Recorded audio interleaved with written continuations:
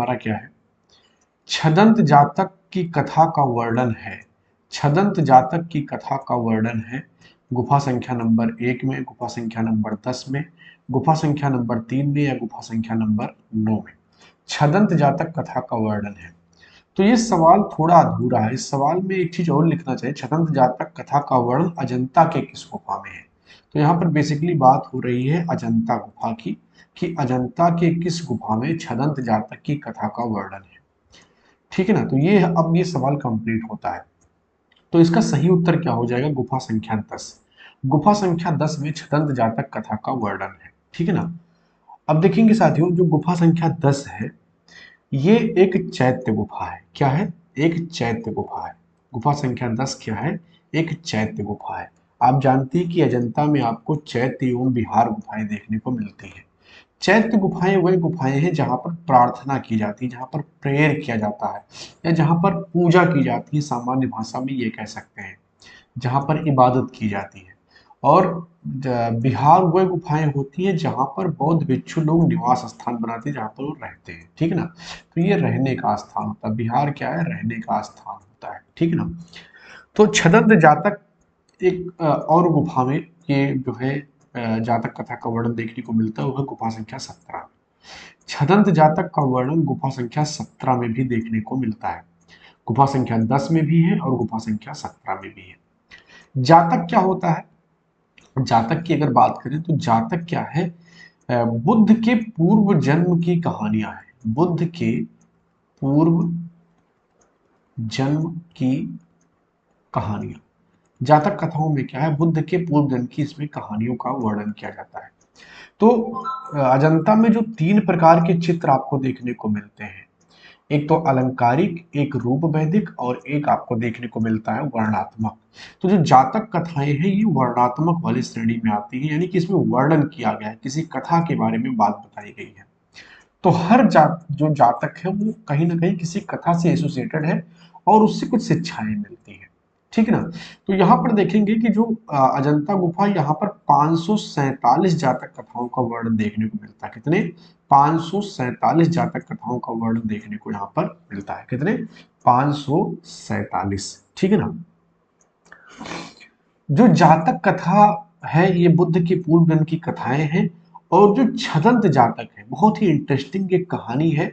बहुत लंबी कथा है लेकिन मैं शॉर्टकट में आपको बताता हूँ कि छदंत जो है इसको थोड़ा सा तोड़ेंगे, जो छदंत है इसको थोड़ा सा तोड़ेंगे तो ये है 6 दांत। छदंत का मतलब क्या होता है, 6 दांत। तो एक्चुअली में एक 6 दांत का हाथी था, या हाथियों का एक राजा था। ठीक है ना, छदंत, उसका नाम था छदंत। तो छदंत जो है एक हाथी का नाम है, जो राजा था हाथियों का। उसकी 2 पत्नियां थी। तो एक बार वो एक सरोवर में स्नान कर रहा था।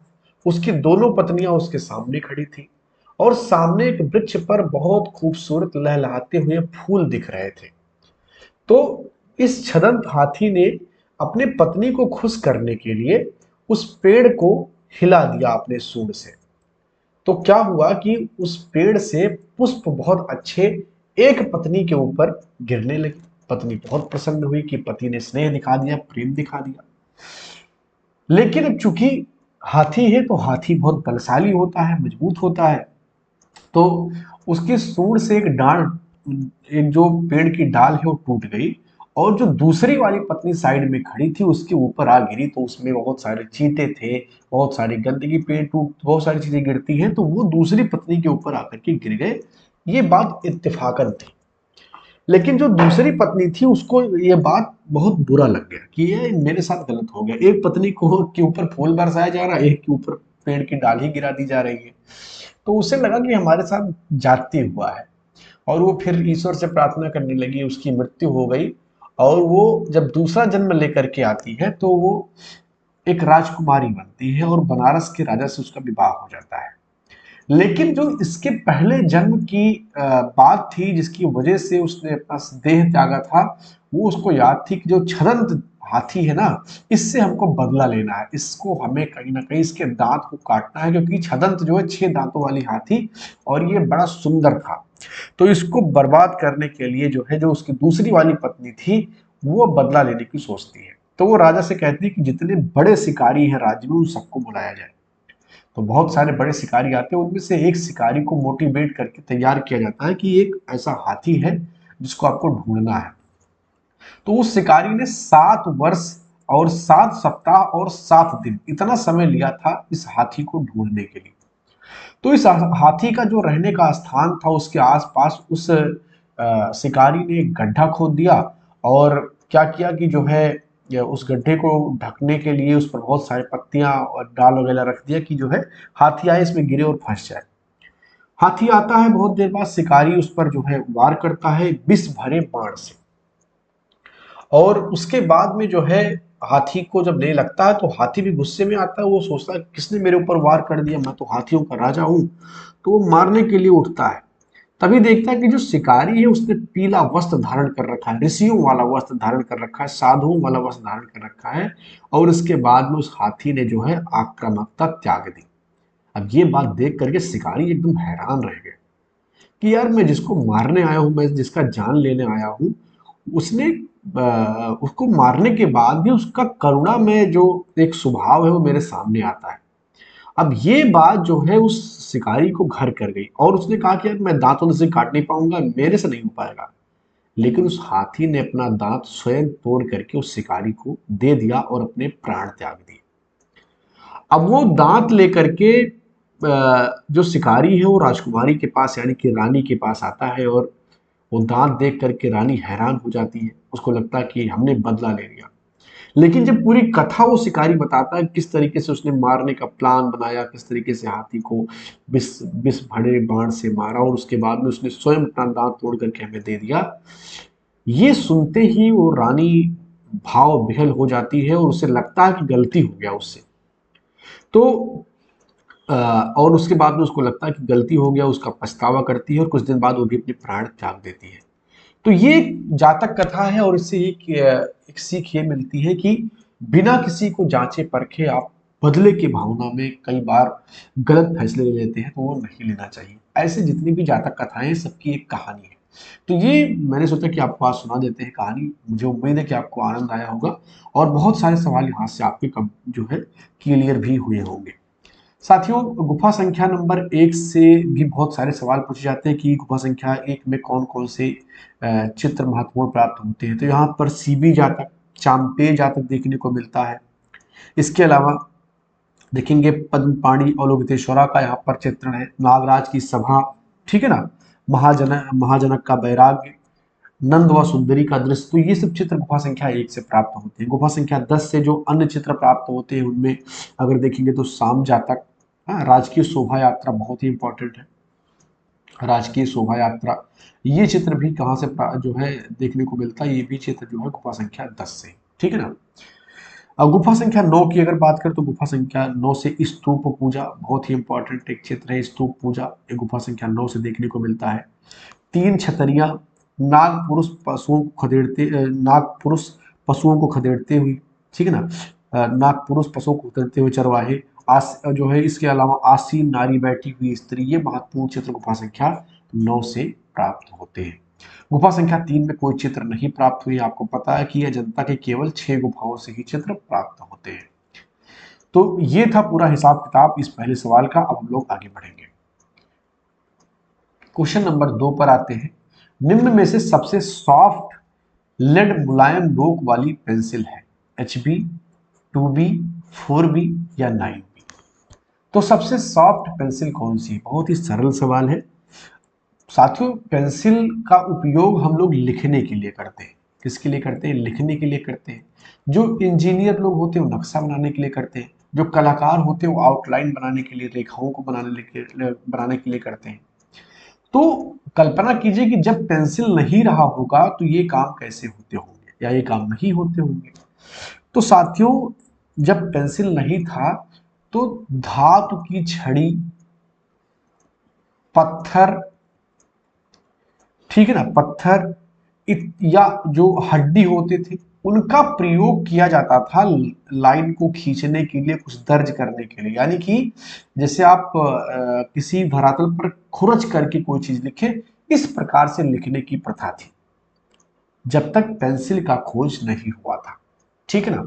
और जो रोमन थे, रोमन ने जो है सिल्वर, हाँ, रोमन ने सिल्वर टॉन्ट का जो है यूज किया लिखने के लिए। ये एक सिल्वर की छड़ी होती थी, एक सिल्वर की छड़ी होती थी, इसका ये लोग प्रयोग करते थे, ठीक है ना। कौन? रोमन लोग। तो ये लिखने के लिए प्रयोग करते थे जब तक पेंसिल का खोज नहीं हुआ था। अब जब पेंसिल का खोज हो गया, तो पेंसिल की खोज से पहले जो है खोज हुआ ग्रेफाइट का। किसका? ग्रेफाइट का। पेंसिल में जो आपको काला वाला पदार्थ दिखता है वो ग्रेफाइट है। तो ग्रेफाइट की खोज हुई साथियों 1564 ईस्वी में। 1564 ईस्वी में इंग्लैंड में ग्रेफाइट की खोज हुई। 1564 ईस्वी में इंग्लैंड में ग्रेफाइट की खोज हुई। और देखेंगे कि इसके खोज से ही ग्रेफाइट का यूज इंसान ने मार्क करने के लिए, कहीं पर कुछ खींचने के लिए, कुछ दर्शाने के लिए शुरू कर दिया। लेकिन अभी पेंसिल के रूप में ये चीजें नहीं आ पाई थी, ठीक है ना। तो लंबे समय बाद 1795 ईस्वी में, 1795 ईस्वी में एक फ्रांसीसी वैज्ञानिक, एक फ्रांस के वैज्ञानिक जिनका नाम था निकोलस जैक्स कोटे। हाँ, निकोलस जैक्स। तो इन्होंने सबसे पहले पेंसिल का आविष्कार किया, या कह सकते सबसे पहले पेंसिल को बनाया इन्होंने। और इन्होंने मिट्टी को लिया, ग्रेफाइट को उसमें मिलाया, उसको गर्म किया, और उसके बाद में उसको लकड़ी के बीच में दबा करके पेंसिल को बनाया। तो जो आधुनिक पेंसिल आप देखते हैं, इसका आविष्कार हुआ था 1795 ईस्वी में, फ्रांस में हुआ था, ठीक है ना। और उसके बाद में नए सिरे से बहुत सारे पेंसिल को आप देखते हैं, कलरफुल पेंसिल आते हैं, तो उसमें पिगमेंट का प्रयोग किया जाता है, रंग डाल दिए जाते हैं। बाकी अगर सॉफ्ट और मुलायम पेंसिल की बात किया, जो कि आपका सवाल है, तो सबसे सॉफ्ट जो होगा जिसमें बी की मात्रा ज्यादा होगी। बी की मात्रा, बी का अर्थ यहाँ पर जानते हैं क्या है? यहाँ पर बी का अर्थ ब्लैक है। और ब्लैक बात की जाती है ग्रेफाइट की। तो जो ग्रेफाइट है वो ब्लैक होता है, और उसी की जब मात्रा जो है ज्यादा होती है तो वो वहां पर क्या होता है? मुलायम हो जाता है। और जिसमें एच की मात्रा ज्यादा होती है वो हार्ड हो जाता है। तो सबसे सॉफ्ट या मुलायम नोक वाली पेंसिल कौन होगी? 9B होगी। ऑप्शन डी यहाँ पर आपका सही हो जाएगा। क्वेश्चन नंबर 3 पर हम लोग आएंगे। बैगनी रंग विरोधी है किसका? पीले का, नीले का, लाल का या हरे का? बैगनी रंग किसका विरोधी है? पीला, नीला, लाल या हरा? बैगनी रंग किसका विरोधी? साथियों, विरोधी रंग उसको कहते हैं जो कि पूरक रंग होता है। अब आप कहेंगे पूरक क्या होता है? पूरक वह रंग होते हैं जो वर्ण चक्र में आमने सामने होते हैं। जो वर्ण चक्र में आमने सामने होते हैं वे पूरक रंग होते हैं, ठीक है ना। तो बैगनी का विरोधी रंग क्या होता है? पीला होता है। ऑप्शन यहाँ पर ये सही हो जाएगा। बैगनी का विरोधी रंग क्या होता है? पीला होता है, ठीक है ना। अच्छा, विरोधी रंग का प्रयोग क्या है? विरोधी रंग का यूज कैसे होता है? कलाकार इसका प्रयोग कैसे करते हैं? तो एक तो बैगनी जो विरोधी रंग होता है, ये विजुअल कंट्रास्ट के लिए इसका प्रयोग किया जाता है। जैसे आप जब बैगनी के साथ पीले का यूज करते हैं, जब बैगनी के साथ आप पीले का यूज करते हैं, तो ये एक अलग तरीके से आपको दिखता है, क्योंकि ये एक दूसरे के बिल्कुल विपरीत है। जैसे आप एक काला एक सफेद को एक साथ खड़ा करेंगे ना, तो ये कुछ अलग छटा नजर जो है नजर आपको आती है। काले पे काला करेंगे तो उसमें आपको चीजें बहुत क्लियर नहीं दिखेंगी, यानी कि आपके आंख को आकर्षित ज्यादा नहीं करेगा। लेकिन जब बिल्कुल डिफरेंट एक साथ आते हैं तो आप आकर्षित हो जाते हैं उस तरफ देखने के लिए। इसीलिए जो है कलाकार हो या जो है कपड़ा वगैरह बनाया जाता है, तो वहां पर प्रयोग किया जाता है कंट्रास्ट का, कि विरोधी रंगों को एक साथ रखा जाए ताकि जो है आकर्षण उसमें पैदा हो सके। इसीलिए डिजाइन एवं कला में मनोवैज्ञानिक प्रभाव डालने के लिए भी इसका प्रयोग किया जाता है। आंखों को अच्छा भी लगता है जब दो विरोधी रंग एक साथ नजर आते हैं, ठीक है ना। यहां से कई और सवाल बनते हैं, जैसे प्राथमिक रंग कौन कौन से हैं। तो प्राथमिक रंग साथियों आप लोग याद रखिएगा, बहुत बार सवाल आपसे पूछता है प्राथमिक रंग क्या है। तो प्राथमिक रंग जो है लाल है, पीला है और ब्लू है। RYB ऐसे शॉर्टकट में याद करिए, RYB। और प्राथमिक रंग वह रंग है जिनको किसी रंग से नहीं बनाया गया है, यानी कि वो अपने स्वतंत्र अस्तित्व को रखते हैं, यानी कि उसको किसी को मिला करके नहीं बनाया गया है। तो प्राथमिक रंग क्या हो गया? लाल, पीला और नीला। द्वितीयक रंग क्या होता है साथियों? द्वितीयक रंग वह होता है जो प्राथमिक रंगों के मिलने से बनते हैं। तो जैसे अगर आप R और Y को मिला देंगे, यानी कि लाल और पीला को मिला देंगे, तो लाल और पीला को मिलाएंगे तो ऑरेंज बन जाएगा, क्या बन जाएगा, नारंगी बन जाएगा, ठीक है ना। अगर आप लाल और नीले को मिला देंगे, अगर आप लाल और नीले को मिला देंगे तो ये बैंगनी बन जाएगा, क्या बन जाएगा, बैंगनी बन जाएगा। अब देखिए इन्हीं तीनों को आपस में मिलाना है, तो हमने R को Y से मिलाया, R को B से मिलाया, अब Y और B को मिला देंगे। तो Y और B को जब मिलाएंगे यानी कि येलो और ब्लू को मिलाएंगे तो क्या बनेगा, ग्रीन बन जाएगा, ग्रीन बन जाएगा। तो ये सब क्या हो जाएंगे, ये सब द्वितीयक रंग हो जाएंगे, ये सब क्या हो जाएंगे, द्वितीयक रंग हो जाएंगे। और जब द्वितीयक रंगों को आपस में मिलाया जाए तृतीय प्राथमिक रंगों के साथ में तो तृतीयक रंग बन जाते हैं। तो वो बहुत आपके लिए बहुत इंपॉर्टेंट नहीं है, इतना अगर आप जानते हैं तो आपका काम चल जाएगा, ठीक है ना। हाँ, एक सवाल पूछता है कई बार कि इलागस किसे कहते हैं, ठीक है ना। इलागस ये क्या है, इलागस या इसी को कहा जाता है समान रंग, समान रंग। तो साथियों वर्ण चक्र में जो रंग एक साथ होते हैं उनको एलागस कहा जाता है या समान रंग कहा जाता है। जो वर्ण चक्र में एक दूसरे के बराबर में होते हैं यानी कि आमने सामने तो विरोधी हो जाएंगे। जैसे लाल के बगल में हल्का लाल है तो वो क्या हो जाएगा, उसके समान ही रंग वो प्रदर्शित कर रहा है, तो उसको एलागस कहते हैं। तो वर्ण चक्र में जो समीपस्थ रंग होते हैं उनको एलागस एलागस या समान रंग कहा जाता है, ठीक है ना। बहुत ही इंपॉर्टेंट फैक्ट है, ध्यान रखेंगे, हो सकता है कि सवाल के रूप में आपसे पूछ लिया जाए। चलिए आगे बढ़ेंगे, क्वेश्चन नंबर 4 पर आएंगे हम लोग। सर्वाधिक सामंजस्य उत्पन्न करने वाले वर्ण हैं, सर्वाधिक सामंजस्य उत्पन्न करने वाले वर्ण हैं पीला नारंगी, लाल हरा, सफेद काला, लाल सफेद। तो सामंजस्य जो है, विपरीत जो वर्ण होते वही सर्वाधिक सामंजस्य दिखाते हैं। तो आप देखेंगे कि यहाँ पर लाल और सफेद विपरीत नहीं है, पीला और नारंगी विपरीत नहीं है, लाल और हरा विपरीत है, सफेद और काला भी विपरीत है। लेकिन जो है सफेद और काला क्या है, ये तटस्थ रंग है, ये क्या है, तटस्थ रंग है। कई बार लिखा रहता है कि ये जो है सर्वाधिक सामंजस्य दिखाते हैं, और कई जगह पर आपको लिखा मिलेगा कि लाल और हरा सर्वाधिक सामंजस्य दिखाते हैं। तो ज्यादा सही होने का संभावना लाल और हरा का है, क्योंकि इसमें जो है एक्चुअल में ये लोग विपरीत हैं और ये तटस्थ रंग होते हैं। तो मैं नहीं कह रहा हूं कि सफेद काला बिल्कुल गलत है, इसको भी एक आध बार जो है कई परीक्षाओं में सही माना गया है, लेकिन लाल और हरा सर्वाधिक सामंजस्य उत्पन्न करते हैं, सफेद और काला भी सामंजस्य उत्पन्न करते हैं। तो कई परीक्षाओं में माना गया है। बाकी ये दोनों चीजें भी आपको किताब में लिखी हुई मिल जाएंगी।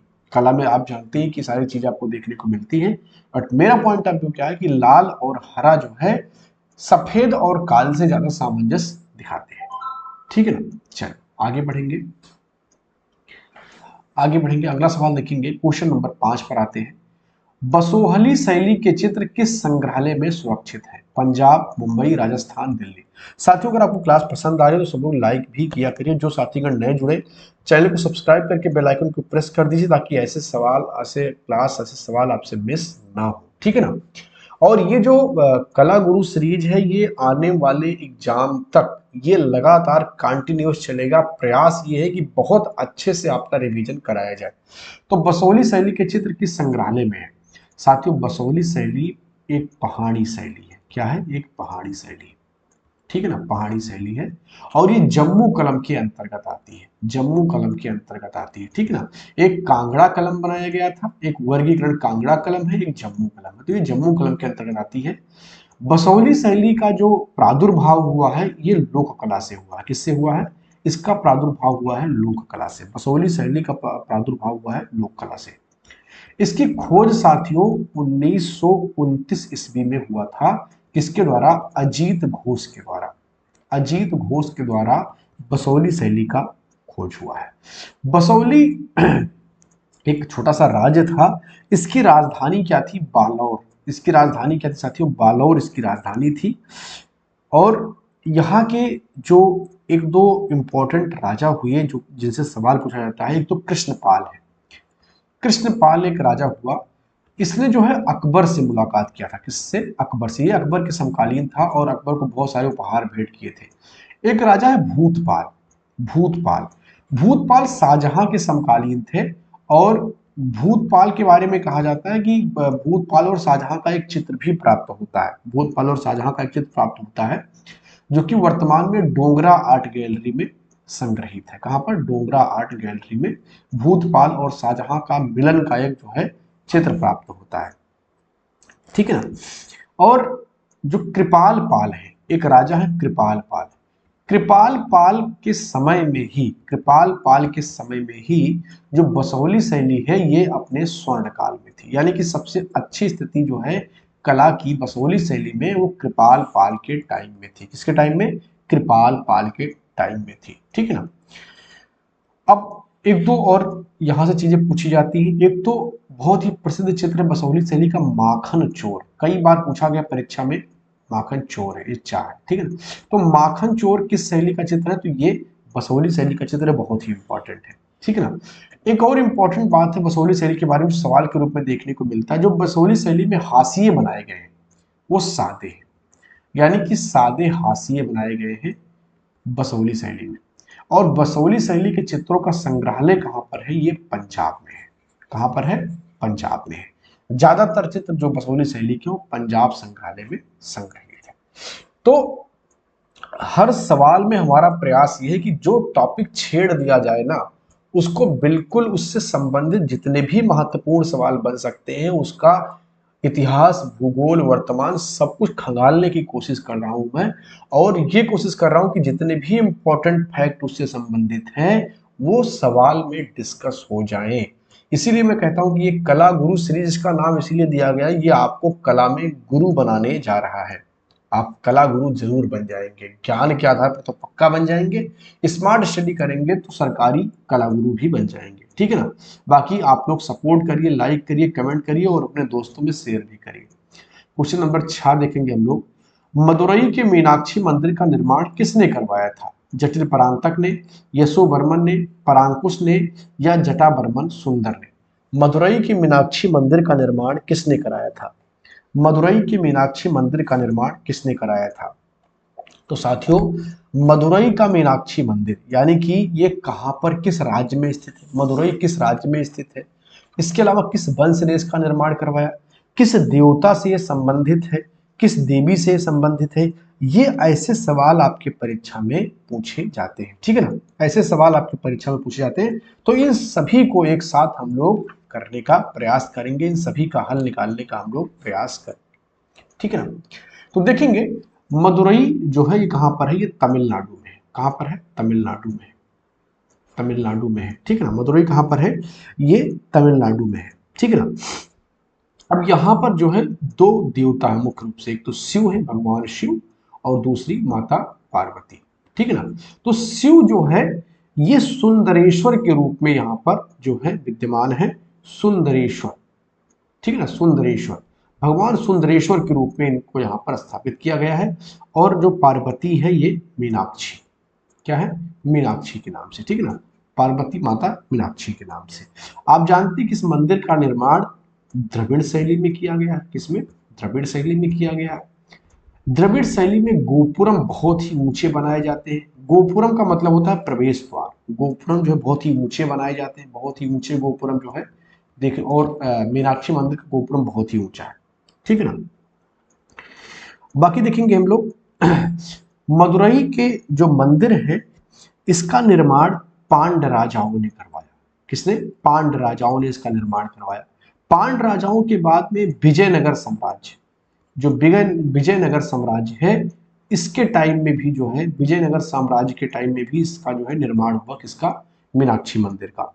और इसके अलावा देखेंगे जो नायक वंश है, नायक वंश है, उनके शासकों ने भी इस मंदिर का जो है निर्माण करवाया है। तो पांड राजाओं ने प्रारंभ कराया था, बहुत सारा काम करवाया, फिर विजयनगर साम्राज्य में बना, उसके बाद नायक वंश के राजाओं ने भी इसका निर्माण करवाया है। ठीक है ना। एक सवाल पूछता है कि 1000 मंडपम का संबंध किस मंदिर से है? तो एक ऐसा मंडप बना हुआ मीनाक्षी मंदिर में जिसमें 1000 स्तंभ है। क्या है?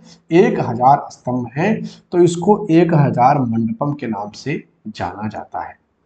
मदुरई की मीनाक्षी मंदिर का एक बहुत ही बड़ा पर्व है जिसको कहा जाता है मीनाक्षी तिरुकल्याणम। क्या? मीनाक्षी तिरुकल्याणम।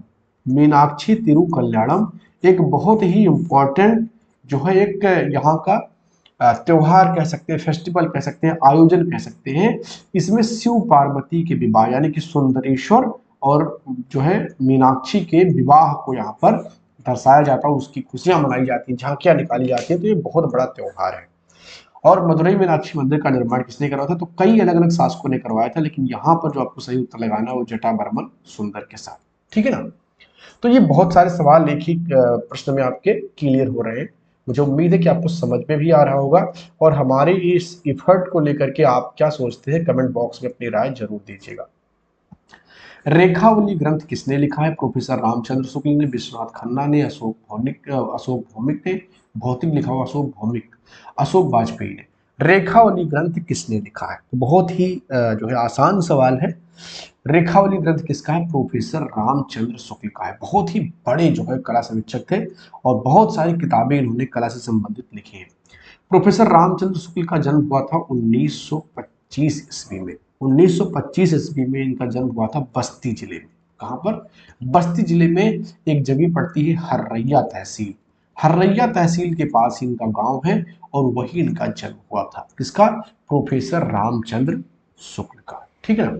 2016 ईस्वी में इनकी मृत्यु हुई है। 2016 ईस्वी में इनकी मृत्यु हुई है।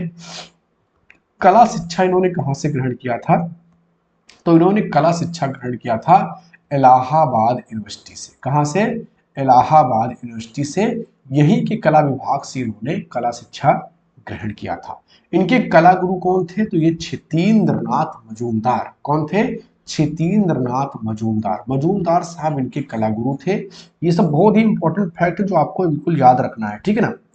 इसके अलावा बीएचयू बनारस हिंदू यूनिवर्सिटी में इन्होंने जो है अध्यापन का कार्य किया। लंबे समय तक इन्होंने यहाँ पर अध्यापन का कार्य किया। इसके अलावा समीक्षावाद के जो है ये जनक माने जाते हैं। समीक्षावादी कला के जनक है। समीक्षावादी कला के जनक भी इनको माना जाता है। ठीक है। समीक्षावादी कला के ये जनक है। इसके अलावा देखेंगे फ्रांस सरकार से इनको पुरस्कार मिला था और चित्रकला के दृष्टिकोण से पहले व्यक्ति थे जिनको फ्रांस की सरकार के द्वारा सम्मानित किया गया था। ठीक है ना। प्रोफेसर रामचंद्र शुक्ल का जो है ग्रंथ है रेखावली। बहुत ही इंपॉर्टेंट ग्रंथ है, बहुत बार परीक्षा में पूछा गया है। ये फैक्ट आपको कम ही जगह पर देखने को मिलेगा, लेकिन ये सब बहुत ही इंपॉर्टेंट है जो आपको जानने चाहिए। कभी सवाल के रूप में आएंगे तो सोचना पड़ जाएगा कि यार ये कहाँ से पूछ लिया। तो मैं ऐसे आपको तैयार कर रहा हूँ, ऐसी आपको मिलिट्री ट्रेनिंग दे रहा हूँ कि कोई भी सवाल किसी भी परिस्थिति में आपको घुसा दिया जाए तो आपको सिलेक्शन लेना है। सिलेक्शन एक जिद है, यही कह करके हमने तैयारी शुरू करवाया था। और मेरा पूरा प्रयास है कि जो ये 148 पद हैं इसमें मोस्टली पद आपको इस चैनल से, हमारे पेड ग्रुप से स्टूडेंट का होगा। इस बात, ये मुझे कोई ऐसा नहीं, कोई एरोगेंस नहीं है, ये कॉन्फिडेंस है क्योंकि हमने इस तरीके से मेहनत किया है। और ये रिजल्ट आपको तब दिखे जब आप परीक्षा में बैठेंगे, पेपर आपके सामने होगा तब। ठीक है ना। चलिए, और एक एक यहाँ पर एक फैक्ट आप लोग और लिख लेंगे। कला एक खोज, कला एक खोज एक पुस्तक है जो कि लिखा है किसने? रजनी शर्मा ने। रजनी शर्मा ने, ये एक अन्य जो है कलाकार है रजनी शर्मा। इन्होंने एक पुस्तक लिखा है कला एक खोज, और ये रेफरेंस बुक है किसके बारे में? प्रोफेसर रामचंद्र शुक्ल के बारे में। तो प्रोफेसर रामचंद्र शुक्ल के ऊपर किताब लिखी गई है कला एक खोज। किसने लिखा है? रजनी शर्मा ने। इंपॉर्टेंट फैक्ट है, ध्यान रखिएगा, परीक्षा में पूछ सकता है क्योंकि ये करंट का भी हिस्सा रहा है। ठीक है ना। चलिए आगे बढ़ेंगे, क्वेश्चन नंबर 8 पर आते हैं। अकबर और जहांगीर काल में किन शैलियों पर विशेष प्रभाव पड़ा? प्राकृतिक, सभी, भवन, पशु पक्षी। देखिए अकबर के टाइम में जो कला है वो दरबारी कला है, तो प्राकृतिक नहीं होगा। ठीक है ना। भवन भी अलग अलग है। पशु पक्षी बिल्कुल जहांगीर के टाइम में है लेकिन अकबर के टाइम में नहीं है। सभी जो है ये दोनों के टाइम पीरियड में देखने को मिलता है। तो सभी जो कला है ये दोनों के टाइम पीरियड में देखने को मिलता है। तो ये सभी जो है ये दोनों के टाइम पीरियड में है, तो ये यहाँ पर सही हो जाएगा सभी। जहांगीर के समय में सभी सबसे अच्छे बने थे और अकबर के टाइम में शुरू हुए थे। सबसे अच्छे सभी बनाने वाले कौन थे? बिशन दास। बिशन दास, हम लोग इनको बीबो का कैमरा कहते हैं। बिशन दास, बीबो का कैमरा। ठीक है ना। हाँ। चलिए क्वेश्चन नंबर 9 पर आएंगे। प्रभु हरिदास अंतिम अवस्था में चित्रण किया किसने? रणवीर सिंह बिष्ट ने, नंदलाल बोस ने, क्षितेंद्र नाथ मजूमदार ने या ललित मोहन सेन ने? प्रभु हरिदास अंतिम अवस्था में ये चित्रण कार्य किसने किया है? ठीक है ना, बताइए आप। तो सबसे पहली बात, ये चित्र जो है कागज पर वास माध्यम में चित्रित है। कागज पर वास माध्यम में इसको चित्रित किया गया है। ये वर्तमान में संग्रहित कहां पर है? इसका संग्रह कहां पर है? तो राज्य ललित कला अकादमी, राज्य ललित कला अकादमी लखनऊ, LQO, ठीक है ना, लखनऊ में ये संग्रहित है। बनाया किसने है? क्षितेंद्रनाथ मजूमदार ने। किसने? क्षितेंद्रनाथ मजूमदार ने, क्षितेंद्रनाथ मजूमदार ने बनाया है इसको। और साथियों ये बहुत ही बड़े कलाकार हैं, जो कि बड़े साई नेचर के थे। ये इन्होंने कलकत्ता आर्ट कॉलेज में अपनी पढ़ाई जो है किया कला का। अवनी बाबू के शिष्य हैं, याद रखिएगा किसके शिष्य हैं ये? अवनी बाबू के शिष्य हैं। इन्होंने लखनऊ आर्ट कॉलेज में अध्यापन किया और उसके बाद में इलाहाबाद विश्वविद्यालय में कला विभाग के संस्थापना में इनका बहुत बड़ा योगदान था। और उसके पहले ये प्रभारी अध्यक्ष जो भी कहना चाहें वो बने थे, ठीक है ना। क्षितेंद्रनाथ मजूमदार को कट्टर वैष्णव भी कहा जाता है, कट्टर वैष्णव कहा जाता है इनको, कट्टर वैष्णव। और इसके अलावा संत कलाकार भी इनको कहा जाता है, संत कलाकार इनको कहा जाता है। क्या? संत कलाकार इनको कहा जाता है, ठीक है ना। इनका जन्म हुआ था 1891 ईस्वी में। इनका जन्म कब हुआ था? 1891 ईस्वी में। कहां पर हुआ था? मुर्शिदाबाद में, मुर्शिदाबाद में। मुर्शिदाबाद कहां पर है? वर्तमान में ये कहां पर है? ये बांग्लादेश का हिस्सा है, लेकिन जब जन्म हुआ तो भारत का पार्ट हुआ करता था, ठीक है ना। और इनकी मृत्यु हुई है 1975 ईस्वी में। कहां पर? इलाहाबाद में, इलाहाबाद में, ठीक है ना। कहां पर इनकी मृत्यु हुई? इलाहाबाद में। चल आगे बढ़ेंगे, क्वेश्चन नंबर 10 पर आते हैं। लियोनार्डो का जन्म हुआ था विंची फ्लोरेंस में, पेरिस फ्रांस में, सिराज ईरान में या आगरा भारत में? विंची का जन्म हुआ था, तो बिल्कुल Vinci, Leonardo da Vinci, Vinci इनके गांव का नाम है जो कि फ्लोरेंस में है। और ये कहां पर है? ये इटली में है, इटली में है। तो ऑप्शन ये यहाँ पर सही हो जाएगा। जन्म किस वर्ष हुआ था? तो इनका जन्म हुआ था 1452 ईस्वी में। जन्म हुआ था 1452 ईस्वी में। मृत्यु कब हुआ है साथियों? तो इनका मृत्यु हुआ है 1519 ईस्वी में। जो लियोनार्डो दा विंची है साथियों, ये उच्च पुनर्जागरण कला के कलाकार है, हाई रेनेसा के कलाकार है। इसके उच्च पुनर्जागरण के, उच्च पुनर्जागरण कला के कलाकार है, उच्च पुनर्जागरण कला के कलाकार है, हाई रेनेसा के कलाकार है, ठीक है ना। विंची को वंडर ऑफ द एज कहा जाता है। क्या? वंडर ऑफ द एज कहा जाता है, वंडर ऑफ द एज कहा जाता है। विंची की कुछ कृतियां बहुत ही महत्वपूर्ण, जैसे लीडा एवं हंस, शैलखंडों की कुमारी, शैलखंडों की कुमारी, ये बहुत ही प्रसिद्ध इनकी कृतियां हैं साथियों। इसके अलावा देखेंगे ईसा का अंतिम भोज, ईसा का अंतिम, ये भित्ति चित्र है, अंतिम भोज, लास्ट सफर जिसे आप कहते हैं, मोनालिसा, मोनालिसा बहुत ही इंपॉर्टेंट इनकी कृति है। तो ये कुछ महत्वपूर्ण इनकी कृतियां हैं, ठीक है, जो आपको याद रखनी है। आगे बढ़ेंगे, क्वेश्चन नंबर 11। मार्स और वीनस प्राइमेरा, वीनस का जन्म किस कलाकार की कलाकृतियां हैं? राफेल, बोटिचेल्ली, माइकल एंजेलो या लियोनार्डो दा विंची? मार्स और वीनस प्राइमेरा, वीनस का जन्म इत्यादि किस कलाकार की कलाकृतियां हैं? तो ये सही उत्तर क्या हो जाएगा साथियों? सैंद्रो बोटिचेल्ली की। किसकी? सैंद्रो बोटिचेल्ली की। बोटिचेल्ली जो है ये आरंभिक पुनर्जागरण कला का कलाकार है, आरंभिक पुनर्जागरण कला का कलाकार है, आरंभिक पुनर्जागरण कला का कलाकार है। कहाँ का? इटली का कलाकार है, इटली का कलाकार है, ठीक है ना। इनका जन्म हुआ था 1445 ईस्वी में, 1445 ईस्वी में इनका जन्म हुआ था। और मृत्यु कब हुआ है? 1510 ईस्वी में इनकी मृत्यु हुई है, ठीक है ना, सैंद्रो बोटिचेल्ली की। इनके गुरु कौन थे? इनके गुरु कौन थे, सवाल कई बार पूछता है। तो इनके गुरु थे फिलिप्पो लिप्पी। कौन? Flippo lippy, Flippo lippy. ये नाम चूंकि इटालियन है तो थोड़ा सा अजीब लगते हैं। फिलिप्पो लिप्पी इनके गुरु थे सैंड्रो बोत्तिचेल्ली के। चलिए आगे बढ़ेंगे, क्वेश्चन नंबर 12 पर आते हैं। प्रसिद्ध चित्र प्रलय किस कलाकार ने बनाया है? पाओलो उच्चेल्लो, फ्रा फिलिप्पो लिप्पी, आंद्रिया देल कस्तानो, पियरो देला फ्रांसिस्का। प्रसिद्ध चित्र प्रलय किस कलाकार ने बनाया है? तो बहुत ही सिंपल है, ये पाओलो उच्चेल्लो की कृति है। किसकी? पाओलो उच्चेल्लो की कृति है। पाओलो उच्चेल्लो भी पुनर्जागरण कला का ही कलाकार है, इटली का ही कलाकार है। इसका जन्म हुआ था कब? 1397 ईस्वी में, और इसकी मृत्यु कब हुई है? 1475 ईस्वी में इसकी मृत्यु हुई है। ठीक है ना। पाओलो उच्चेल्लो को परिप्रेक्ष्य का जन्मदाता कहा जाता है। परिप्रेक्ष्य का जन्मदाता, इसको परिप्रेक्ष्य का जन्मदाता कहा जाता है। ठीक है ना। एक इनका बहुत ही प्रसिद्ध जो है रचना है, जो कि इन्होंने फ्लोरेंस के उपासना गृह में बनाया था, चार धर्मदूत। चार धर्मदूत, ये कई बार परीक्षा में पूछा गया है। इसको इन्होंने कहां पर बनाया था? फ्लोरेंस के उपासना गृह में। कहां पर? फ्लोरेंस के उपासना गृह में। तो आप लोग याद रखेंगे, बहुत ही इंपॉर्टेंट है। बाकी प्रलय चित्र किसका है? पाओलो उच्चेल्लो का है। क्वेश्चन नंबर 13 हम लोग देखेंगे। यात्रा किसका प्रसिद्ध चित्र है? रविंद्रनाथ टैगोर, अवनींद्रनाथ टैगोर, अंजलि इला मेनन या नंदलाल बोस? आप लोग भी आंसर किया करिए, कमेंट बॉक्स में सभी लोग आंसर करेंगे। ठीक है ना। देखिए पढ़ाई करने का फायदा तब है जब आप इंगेज होकर के पढ़ाई करें, तब आपको इसका फायदा मिलेगा।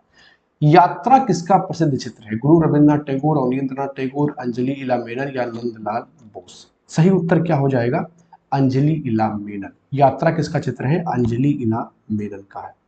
अंजलि इला मेनन का जन्म कब हुआ था साथियों? तो 1940 ईस्वी में इनका जन्म हुआ था। ठीक है ना।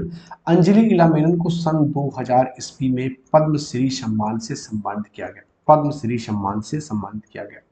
इनकी जो रंग योजना है, इस पर कई बार सवाल पूछा गया है। जो इनकी रंग योजना है वो बाइजेंटाइन कला के समान, बाइजेंटाइन कला के समान, बाइजेंटाइन कला के समान रंगीली है। ठीक है ना, रंगीली है। बाइजेंटाइन कला के समान क्या है? रंगीली है। 2018 ईस्वी में इनको कालिदास सम्मान से सम्मानित किया गया। कालिदास सम्मान से इनको सम्मानित किया गया सन 2018 ईस्वी में। तो यात्रा किसका प्रसिद्ध चित्र है? ये अंजलि इला मेनन का है। क्वेश्चन नंबर 14 देखेंगे। राजस्थान के इतिहास का प्रणेता किसे कहा जाता है? बहुत ही सरल सवाल है। कर्नल टाड को। कर्नल टाड को राजस्थान के इतिहास का प्रणेता कहा जाता है। क्वेश्चन नंबर 15 देखेंगे हम लोग। बर्निनी था एक आधुनिक चित्रकार, आधुनिक शिल्पकार, बरोक शिल्पकार या पुनर्जागरण काल का चित्रकार? तो बर्निनी क्या था? आधुनिक चित्रकार, आधुनिक शिल्पकार, बरोक शिल्पकार या पुनर्जागरण काल का जो है चित्रकार? बर्निनी बहुत ही जो है एक तरीके से बहुत ही बड़ा कलाकार था बर्निनी। ठीक है ना। बर्निनी जो है ये मूर्तिकार भी था, ये मूर्तियां बनाता था, विशेषता मूर्तिकार था। इसने चित्र भी बनाए, चित्रकार भी था, ये वास्तुकार भी था। ठीक है ना, ये वास्तुकार भी था। और इसका संबंध किससे था? बरोक शिल्प से था। किससे? बरोक शिल्प से इसका संबंध था। अगर बर्निनी के जन्म की बात करें तो इसका जन्म हुआ था 1598 ईस्वी में, और इसकी मृत्यु कब हुई है साथियों? तो इसकी मृत्यु हुई है 1680 ईस्वी में। ठीक है ना। तो ऑप्शन यहाँ पर सी सही हो जाएगा, ये बरोक शिल्प का शिल्पकार था। ठीक है ना। चलिए क्वेश्चन नंबर 16 हम लोग देखेंगे। शाहनामा के रचनाकार है, शाहनामा के रचनाकार है अमीर खुसरो, फिरदौसी, अलबरूनी या अबुल फजल? शाहनामा के रचनाकार हैं। तो साथियों सबसे पहली बात, जो शाहनामा है इसको एक महाग्रंथ का तवज्जो दिया गया है कि ये महाग्रंथ है। ठीक है ना। इसको महाग्रंथ कहा जाता है। और इसमें इस महाग्रंथ में, शाहनामा में, ईरान पर मुगल प्रभाव से पहले जो राजा थे उनकी क्या स्थितियां थी, कैसे उस पूरे क्षेत्र में कल्चर क्या थे, क्या उनका इतिहास था, वो सब इसमें दर्ज है। और ये लिखा किसने है? फिरदौसी ने। किसने लिखा है? फिरदौसी ने लिखा है। फिरदौसी की बड़ी इज्जत है ईरान में। ठीक है ना, बहुत इज्जत है फिरदौसी की। ये एक फारसी कवि था। क्या था? फारसी कवि था। फिरदौसी क्या था? फारसी कवि था। और इसका जन्म कहाँ हुआ था? ईरान में इसका जन्म हुआ था। इसका जन्म किस वर्ष हुआ था? 940 ईसा पूर्व के, सॉरी 940 ईस्वी में इसका जन्म हुआ था। ईस्वी में, ईसा पूर्व नहीं, ईस्वी में 940 ईस्वी में इसका जन्म हुआ था और मृत्यु कब हुआ है? 1020 एडी में इसकी मृत्यु। बहुत जानकारी फिरदौसी के बारे में नहीं मिलता है, लेकिन फिर भी जितनी जानकारी मिलता है वो पर्याप्त है। और शाहनामा उसकी बहुत बड़ी एक जो है ग्रंथ रचना है। इसने अपने जीवन के अंतिम 30 वर्ष में इस ग्रंथ को कंप्लीट किया था, शाहनामा को, ठीक है ना। और शाहनामा को भारत लेकर के कौन आया था? ये बड़ा आसान सवाल है, बहुत बार मैंने कराया है, ये आपके लिए होमवर्क हो गया। सब लोग कमेंट बॉक्स में बताएंगे कि शाहनामा को भारत कौन लेकर के आया था। क्वेश्चन नंबर 17 हम लोग देखेंगे। पश्चिम बंगाल में जन्मी अंजलि इला मेनन एक समकालीन चित्रकार हैं। इसके साथ साथ उनकी प्रसिद्धि और किस रूप में है? मूर्तिकार, छायाकार, भित्ति चित्रकार या रंगकार? तो अंजलि इला मेनन के बारे में हमने बहुत सारे डिटेल इससे पहले वाले एक सवाल में डिस्कस कर लिए हैं। अंजलि इला मेनन एक भित्ति चित्रकार भी है, तो ऑप्शन सी यहाँ पर सही हो जाएगा। क्वेश्चन नंबर 18 हम देखेंगे। यूनान में प्रथम ओलंपिक खेलों का आरंभ कब हुआ था? 480 ईसा पूर्व, 490 ईसा पूर्व, 776 ईसा पूर्व या 980 ईसा पूर्व? तो जो ओलंपिक खेल हुए हैं वो सबसे पहले कब हुए थे? यूनान में प्रथम ओलंपिक खेलों का आरंभ कब हुआ था? तो ये हुआ था साथियों 1776 ईस्वी में। 1776 ईस्वी में जो है यूनान में पहला ओलंपिक खेल खेला गया। और ये ओलंपिक खेल कहां पर हुआ? ओलंपिया एक जगह थी, ओलंपिया, इसीलिए इसका नाम ओलंपिक पड़ा है। जहां पर ये खेल प्रारंभ हुआ उस स्थान का नाम था ओलंपिया। और यहां पर एक देवता का मंदिर था जिनका नाम था जियूस, ठीक है ना। तो जियूस देवता का एक मंदिर था ओलंपिया में।